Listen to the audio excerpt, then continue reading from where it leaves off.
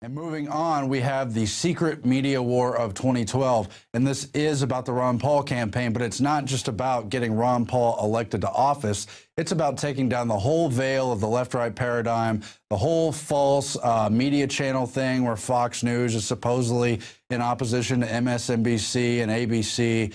It's about the whole corporate sponsorship by the world government players, by the billionaire elitists who always want to tell us how to live and what to do, how they support the media corporations. And really a great article at the Daily Bell by Ron Holland.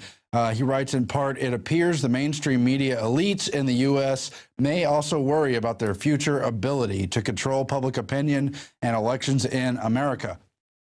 In the last week, we have seen MSNBC on the left purge Pat Buchanan from the network and Fox News on the right eliminate Judge Andrew Napolitano's Freedom Watch after both expressed opinions and views that threaten the political institutions, control, and goals of the power elite. The first question asked must be, why now rather than later, as after all, both men have expressed their anti-establishment views for years without repression.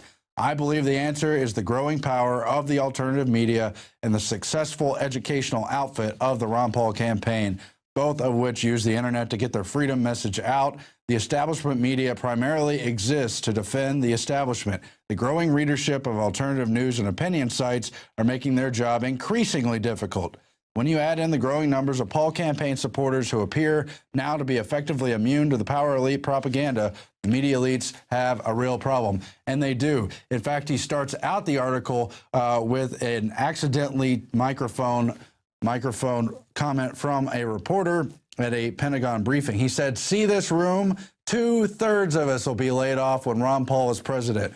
When Ron Paul is president. A hot microphone picked up a reporter attacking Ron Paul recently. Just totally bombshell. They know they're under threat. They know they're propping up all these lies, but it's totally a Humpty Dumpty situation. They can't put the pieces back together again. And that's what's so encouraging about Ron Paul. Not that it's one man. You're not going to have one man get in the president and fix everything magically.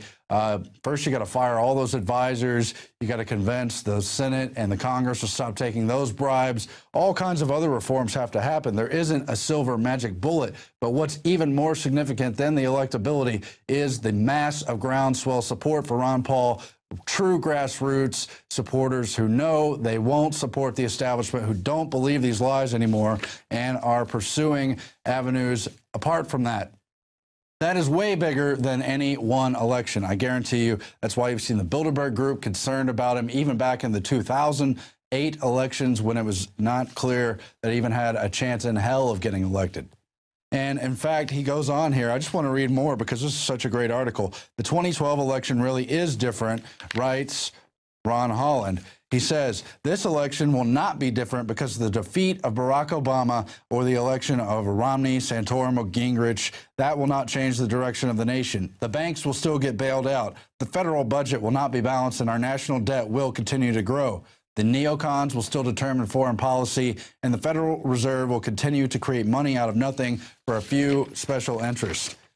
I believe, however, the 2012 presidential election will be the final death rattle for the American political, financial, and media establishment and their ability to control the voting through the news and opinions used to create public opinion. And yes, they do create public opinion. They've been doing it since the days of Walter Lippmann, Edward Bernays, Ivy Lee, and all those other propagandists who learned to brand the hated Rockefellers and make them suddenly philanthropists, who use their skill that we now see today, all the paid propaganda news, the propaganda placement, as Alex calls it. Those walls are coming down. That's what's happened through the internet. And they can control the internet. But can you put the genie back in the bottle? Can you stop the awakening that's already happened? No, I don't think so.